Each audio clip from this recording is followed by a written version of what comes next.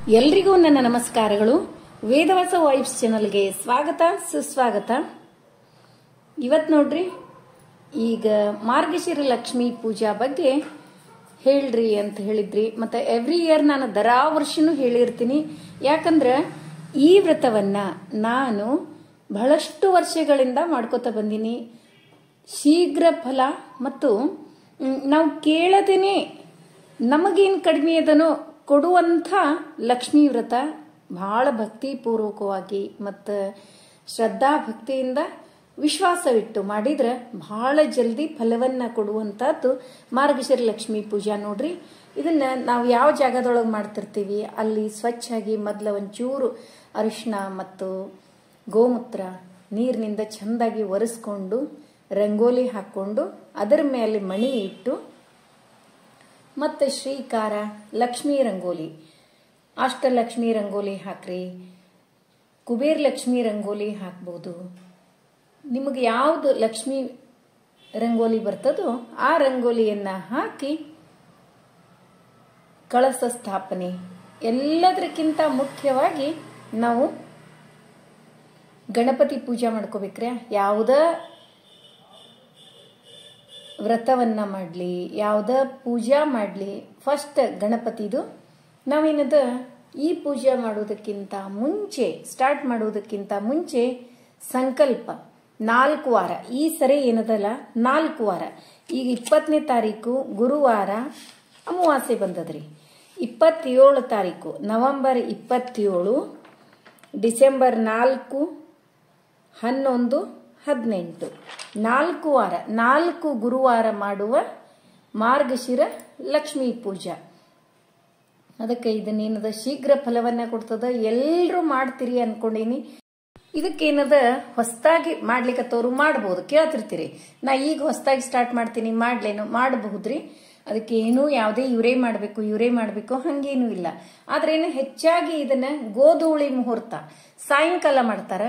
ನಾ ಏನದ ನನಗೆ ಹೆಚ್ಚಾಗಿ ನಾ ಮುಂಜಾನೆನೇ ಮಾಡಿಬಿಟ್ಟಿರ್ತೀನಿ. ಯಾಕಂದ್ರೆ ಸ್ಕೂಲಿಗೆಲ್ಲ ಹೋಗುದಿರ್ತದಲ್ಲ. ಮತ್ತು ಸಾಯಂಕಾಲ ಬರೀ ಆರತಿ ಅಷ್ಟೇ ಮಾಡಿರ್ತೀನಿ. ನಾ ಹಾಲು ಸಕ್ಕರೆ ಇಟ್ಟು ನೈವೇದ್ಯ ಮತ್ತು ಎಲ್ಲಾನೇ ನಾ ಹೆಚ್ಚಾಗಿ ಮುಂಜಾನೆನೇ ಮಾಡಿರ್ತೀನಿ. ನೀವು ಬೆಳಗ್ಗೆನೇ ಮಾಡ್ಬೋದು, ಅಥವಾ ಬೆಳಗ್ಗೆ ಮಾಡಿದ್ರೆ ಬಹಳ ಲಘು ಮಾಡೋದು, ಸೂರ್ಯೋದಯಕ್ಕಿಂತ ಮುಂಚೆ ಮಾಡಬೇಕು. ಸಾಯಂಕಾಲ ಮಾಡೋದಾದ್ರೆ ಗೋಧೂಳಿ ಮುಹೂರ್ತದೊಳಗೆ ಮಾಡ್ಬೇಕ್ರಿ. ಮತ್ತು ಒಂದೊಂದು ವಾರ ಒಂದೊಂದು ನೈವೇದ್ಯ. ಚಿತ್ರಾನ್ನ 4 ವಾರ ಇರ್ಲಿಕ್ಕೆ ಬೇಕು. ಅದರ ಜೊತೆಗೆ ಒಂದು ಸ್ವೀಟು. ಏನು, ಮೊದಲನೇ ವಾರ ಶಾವಿಗೆ ಪಾಯಸ, 2ನೇ ವಾರ ಗೋಧಿ ಕುಟ್ಟಿದ ಪಾಯಸ, 3ನೇ ವಾರ ಅಪ್ಪಿ ಪಾಯಸ. ಹಿಂಗೆ 4 ವಾರ. 4ನೇ ವಾರ ಕಡುಬು ಅಥವಾ ಹೋಳಿಗೆ. 4 ವಾರಗಳು ಬಂದಾವ. 1 ವಾರ ಏನದ ಕಡುಬು ಹೋಳಿಗೆ ಮಾಡಿ ನೈವೇದ್ಯ ಮಾಡೋದು. ಮತ್ತು ಮುತ್ತೈದೆಯರಿಗೆ ಕರೆದು ಸಾಯಂಕಾಲ 5 ಮಂದಿ 7 ಮಂದಿ ನಿಮಗೆ ಎಷ್ಟು ಸಾಧ್ಯನೋ ಅಷ್ಟು ಮಂದಿ ಮುತ್ತೈದೆಯರನ್ನು ಕರೆದು ಉಡಿ ತುಂಬಬೇಕು. ನೀವೇನು ನಿಮ್ಮ ಕಡೆ ಸಾಧ್ಯ ಅದನೋ ಅದನ್ನ ಉಡಿ ತುಂಬ್ರಿ. ಮತ್ತು ಬ್ರಾಹ್ಮಣ ಮುತ್ತೈದೆ ಊಟಕ್ಕೆ ಕರೆದು ಊಟಕ್ಕೆ ಹಾಕ್ತಿದ್ರೆ ಹಾಕ್ರಿ. ನಿಮ್ಮ ಕಡೆ ಸಾಧ್ಯವಾದದನ್ನ ಮಾಡೋದು. ನೋಡ್ರಿ, ಈಗ ರಂಗೋಲಿ ಎಲ್ಲ ಹಾಕಿದೆ, ದೀಪ ಹಚ್ಚಿ ಇಟ್ಕೊಂಡೆ. ಮತ್ತು ಗಣಪತಿ ಪೂಜೆ ಆಯ್ತು. ಅಂದ್ರೆ ಗಣಪತಿ ಪೂಜಾ ಯಾಕಂತ ನಿಮ್ಗೆಲ್ರಿಗೂ ಗುರ್ತಿ ಅದ. ನಾವು ಕೈಗೊಂಡ ಕಾರ್ಯ ಸಕ್ಸಸ್ ಆಗಲಿ, ಲಕ್ಷ್ಮೀ ಪೂಜೆಯನ್ನ ಮಾಡಿದ್ದು ಸಾರ್ಥಕ ಆಗಲಿ ಅಂತ ಹೇಳಿ ಗಣಪತಿಗೆ ಪ್ರಾರ್ಥನೆ ಮಾಡಿಕೊಂಡು, ಕುಲದೇವರಿಗೆ ಪ್ರಾರ್ಥನೆ ಮಾಡಿಕೊಂಡು ಗುರುವಾರ ಲಕ್ಷ್ಮೀ ಪೂಜಾ ಚಾಲು ಮಾಡೋದ್ರಿ. ಮತ್ತು ಒಂದು ತಟ್ಟಿ ಒಳಗೆ ಅಕ್ಕಿ ತುಂಬಿಟ್ಟು ಅದ್ರ ಮೇಲೆ ಶ್ರೀಕಾರ ಹಾಕಿ ಅರಿಶಿನ ಕುಂಕುಮ ಹಾಕಿ, ಒಂದು ಬೆಳ್ಳಿ ತಂಬಿಗೆ ಇದ್ರೆ ಬೆಳ್ಳಿ ತಂಬಿಗೆ, ಹಿತ್ತಾಳೆ, ತಾಮ್ರ, ಸ್ಟೀಲ್ ಇಡ್ಲಿಕ್ಕೆ ಹೋಗ್ಬೇಡ್ರಿ ಅಷ್ಟ. ಅದ್ರೊಳಗೆ ನೀರು ತುಂಬಿಟ್ಟು ಬೆಟ್ಟಡಿಕೆ 1 ರೂಪಾಯಿ ನಾಣ್ಯ, ಅರಿಶಿನ ಕುಂಕುಮ ಎಲ್ಲ ಹಾಕಿ. ಇದ್ರದ್ದು ವಿಶೇಷತೆ ಏನು ಅಂತಂದ್ರೆ 5 ತರಹದ ಹೂವು ಅಥವಾ ಹಣ್ಣು. ಹಣ್ಣಿನ ಗಿಡ 1-2 ತಗೊಂಡ್ರೆ 1-3 ಹೂವಿನ ಗಿಡದ ತಗೋರಿ. 1-3 ಹಣ್ಣಿನ ಗಿಡದ ಟೊಂಗೆಗಳನ್ನ ತಗೊಂಡ್ರೆ 2 ಹೂವಿಂದು. ಇದನ್ನ ನಾನು ಹಿಂಗೆ ಮಾಡ್ಕೋತ ಬಂದದ್ದು.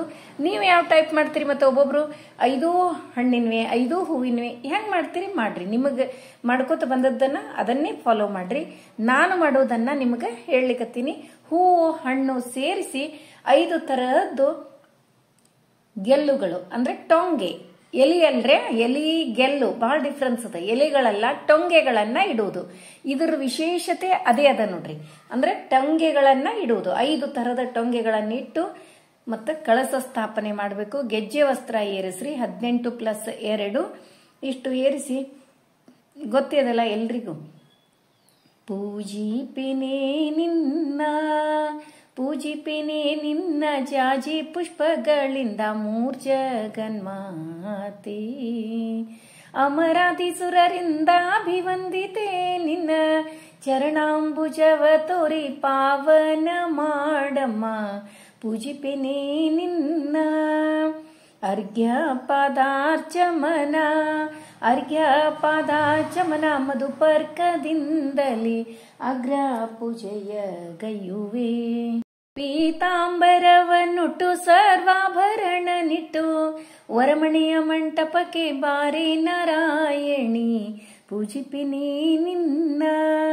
ಈ ಹಾಡು ಇದನ್ನೇ ಯಾಕೆ ಹಾಡೋದು ಅಂತಂದ್ರ ಇದು ಎಲ್ಲಾನೇ ಬರ್ತದ್ರಿ. ಅರಿಶಿನ ಕುಂಕುಮ ಮತ್ತ ಗೆಜ್ಜೆ ವಸ್ತ್ರ ಏರ್ಸೋದು, ಉಡಿ ತುಂಬುದು, ಹೂ ಏರ್ಸೋದು ಎಲ್ಲಾನು ಇದ್ರೊಳಗೆ ಬಂದ್ಬಿಡ್ತದ. ಆ ಹಾಡು ಹಾಡ್ಕೋತ ಚಂದಾಗಿ ಭಕ್ತಿಯಿಂದ ಪೂಜೆ ಮಾಡಿದ್ವಿ ಅಂತಂದ್ರ ಸಾವಕಾಶ ನಿಧಾನವಾಗಿ ಪೂಜೆ ಮುಗಿದ್ಬಿಡ್ತದ. ಚಂದ ಆಗ್ತದ, ಮನಸ್ಸಿಗೆ ಆನಂದ. ಮತ್ತ ಉಡಿ ತುಂಬಬೇಕು. ಹಾಲು ಸಕ್ರಿ ಅಥವಾ ಪುಟಾಣಿ ಸಕ್ರಿ, ಪುಟಾಣಿ ಬೆಲ್ಲ ನೈವೇದ್ಯ. ಆಮೇಲೆ ನೈವೇದ್ಯಕ್ಕಂತೂ ಒಂದೊಂದು ವಾರ ಒಂದೊಂದು ಮಾಡೋದದ ನೋಡ್ರಿ. ಮತ್ತ ಕತೆ ಓದೋದು. ಕತೆ ನೋಡ್ರಿ, ಡಿಸೆಂಬರ್ ತಿಂಗಳ ಹಿಂದ ಮಹಾಲಕ್ಷ್ಮಿ ಕ್ಯಾಲೆಂಡರ್ದಾಗ ಡಿಸೆಂಬರ್ ತಿಂಗಳ ಹಿಂದಿನ ಸೈಡ್ ಲಕ್ಷ್ಮೀ ವ್ರತದ ಮಹಾತ್ಮೆ ಅಂತ ಇರ್ತದ. 5 ನಿಮಿಷ ಆಗ್ತದ್ರಿ ಕತಿ. ನಾನು ಮೊದಲಿನಿಂದ ಇದನ್ನ ಓದ್ಕೋತ ಬಂದೀನಿ, ಹಿಂಗಾಗಿ ಇದೇ ಓದ್ಬಿಡ್ತೀನಿ. ನಮಗ್ ಗಡಿಬಿಡಿ ಒಳಗೂ ಇದು ಕರೆಕ್ಟ್ ಆಗ್ತದ. ಬುಕ್ಕ ಓದೋರು ಬುಕ್ಕದೊಳಗಿಂದೇ ಓದ್ರಿ. ನಾನು ಮೊದಲಿನಿಂದ ಬುಕ್ ಏನು ಓದ್ಕೋತ ಬಂದಿಲ್ರಿ. ಏನಿಲ್ಲ ಅಂದ್ರೂ ನಾನು ಈ ಪೂಜೆ ಮಾಡ್ಲಿಕ್ಕತ್ತು ಒಂದು 30 ವರ್ಷ ಆತ್ರಿ. ನಾ ಕಾಲೇಜ್ಗೆ ಹೋಗ್ಬೇಕಾದ್ರೆ ಅವಾಗಿನಿಂದನೇ ಮಾಡ್ಕೋತ ಬಂದೀನಿ. ಅದಕ್ಕೆ ಇದು ನನಗೆ ಅಷ್ಟೊಂದು ಫಲವನ್ನ ಕೊಟ್ಟದ. ಅದ್ರ ಸಲುವಾಗಿ ನೀವು ಕೂಡ ಶ್ರದ್ಧಾ ಭಕ್ತಿಯಿಂದ ಮಾಡ್ರಿ, ಎಲ್ರಿಗೂ ಒಳ್ಳೇದಾಗ್ತದ. ಮತ್ತೇನಾದ್ರೂ ಡೌಟ್ಸ್ ಇದ್ರೆ ಕೇಳ್ರಿ. ಮತ್ತೆ ಇನ್ನೂ ಒಂದಿಷ್ಟು ಡೌಟ್ಸ್ ಇರ್ತಾವ. ಒಂದೊಂದು ವಾರಕ್ಕೂ ಕಾಯಿ ಚೇಂಜ್ ಮಾಡ್ಬೇಕೇನು ಅಂತ ಇಲ್ರಿ. ಅದೇ ಕಾಯಿಯನ್ನ ಇಡ್ಬೇಕ್ರಿ. 4 ವಾರ ಅದೇ ಕಾಯಿ ಇಟ್ಟು ಪೂಜೆ ಮಾಡಬೇಕು. ಮತ್ತ ಆಮೇಲೆ 4ನೇ ವಾರ ಆದ್ಮೇಲೆ ಗುರುವಾರ ಶುಕ್ರವಾರ ತೆಗಿಬಾರ್ದು ಪೂಜೆ ಮಾಡಿದ್ದು. ಶನಿವಾರ ದಿವಸ ತೆಗಿಯೋದು. ಅವಾಗ ನೀವು ಒಡಿಬಹುದು 4 ವಾರ ಆದ್ಮೇಲೆ. ಮತ್ತೆ ಒಂದೊಂದು ವಾರ ಗ್ಯಾಪ್ ಆಗ್ತದ, ಏನ್ ಮಾಡ್ಬೇಕು ಅಂತ ಹೇಳಿ. ಹಂಗೇನ್ರ 1 ವಾರ ಗ್ಯಾಪ್ ಆಗಿತ್ತಂದ್ರ 1 ಮಂಗಳವಾರ ಮಾಡಿ ಕರೆಕ್ಟಾಗಿ ಮಾಡ್ಕೊಳ್ಳೋದು ನೋಡ್ರಿ. ಅಂದ್ರೆ 1 ಮಂಗಳವಾರ ಮಾಡಿದ್ವಿ ಅಂದ್ರೆ 4 ಪೂಜೆಗಳು ಆಗ್ತಾವ. ಮತ್ತೆ ಇದು ಬಿಟ್ಟು ಮತ್ತೇನಾದ್ರೂ ಡೌಟ್ಸ್ ಇದ್ದು ಅಂದ್ರೆ ಕೇಳ್ರಿ, ನಾನು ಆನ್ಸರ್ ಮಾಡ್ತೀನಿ. ಇವತ್ತಿನ ವಿಡಿಯೋ ಎಲ್ರಿಗೂ ಇಷ್ಟ ಆಯ್ತು ಅಂತ ಅನ್ಕೋತೀನಿ. ನಮ್ಮ ವಿಡಿಯೋಗಳು ನಿಮ್ಗೆ ಇಷ್ಟ ಆದ್ರೆ ಲೈಕ್ ಮಾಡ್ರಿ, ಶೇರ್ ಮಾಡ್ರಿ. ಹೊಸದಾಗಿ ನೋಡ್ಲಿಕ್ಕತ್ತವ್ರು ನಮ್ಮ ವಿಡಿಯೋಸ್ ಇಷ್ಟ ಆದ್ರೆ ಬಿಡ್ಲಿಕ್ಕೆ ಹೋಗ್ಬೇಡ್ರಿ. ಲೈಕ್ ಮಾಡಿ, ಸಬ್ಸ್ಕ್ರೈಬ್ ಮಾಡ್ರಿ. ಹಂಗ ಫ್ರೆಂಡ್ಸ್ ಅಂಡ್ ರಿಲೇಟಿವ್ಸ್ಗೆಲ್ಲ ಶೇರ್ ಮಾಡ್ತಿರಲ್ಲ. ಮತ್ತೇನಾದ್ರೂ ಡೌಟ್ಸ್ ಇದ್ದು ಅಂದ್ರೆ ಕಮೆಂಟ್ ಮಾಡ್ರಿ, ನಾ ಆನ್ಸರ್ ಮಾಡ್ತೀನಿ. ಧನ್ಯವಾದಗಳು.